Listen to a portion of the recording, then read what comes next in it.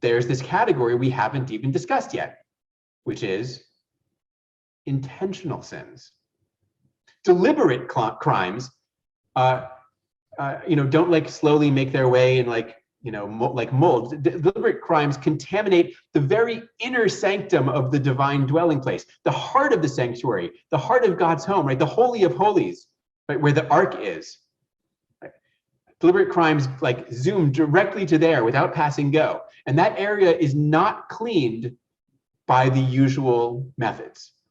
The normal ritual detergent of sacrificial blood isn't strong enough to clean those stains, those sins. So once a year, the whole sanctuary, along with its innermost chamber, has to be cleaned. And here's how that happens. First, Aaron has to offer a bull for a sin offering, right, a purification offering for himself and for his family, right, in case he's accidentally done anything wrong, right? So because the priest has to be in good standing before he can undertake the ceremony for everyone else. Then Aaron sacrifices a goat as this sin or purification offering on behalf of the Israelites. And in these sacrifices, the two of them, Aaron creates a cloud of incense in front of the ark. He's going into the Holy of Holies, the innermost chamber. He's going in there with this incense. Why? Because God is literally in there. And the one time that Aaron goes in, he has to make sure he doesn't see anything, right? So he's creating this cloud of smoke to block his view of the ark. And then he sprinkles the blood of the sacrifice in and around that area, this most sacred, like the inner bedchamber of the deity, right? And the one that, obviously, if it's dirty in there, God is leaving.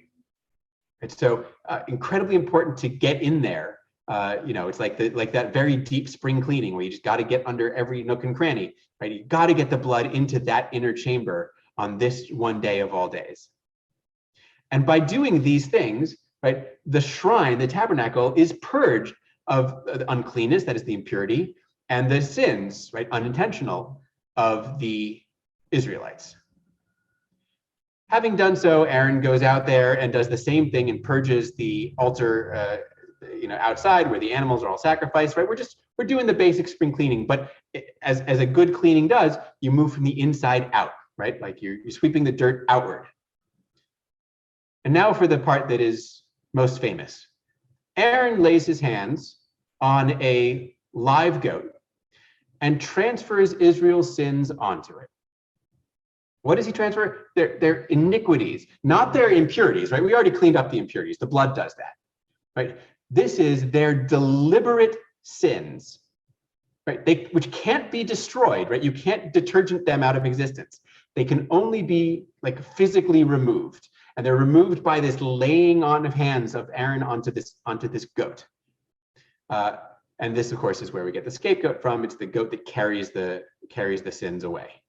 And the goat is sent out to Azazel. I don't have this up on the screen, but it's sent out. The text says to Azazel, which is a word that means fierce God.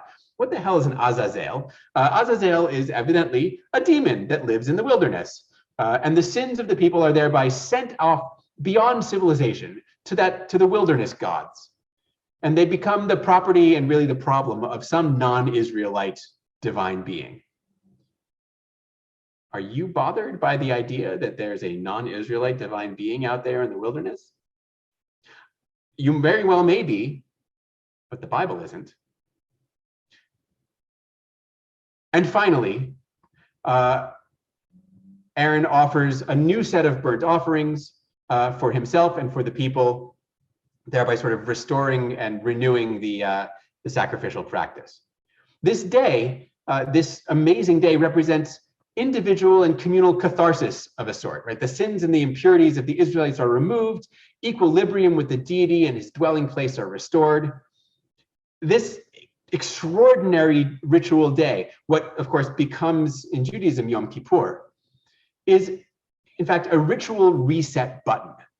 It brings the tabernacle and God's relationship with Israel back to their original factory settings. If it weren't for this exceptional ritual, sins and impurities would simply accumulate, and brazen sins would contaminate, and God would have no choice after enough time but to leave his home with devastating consequences.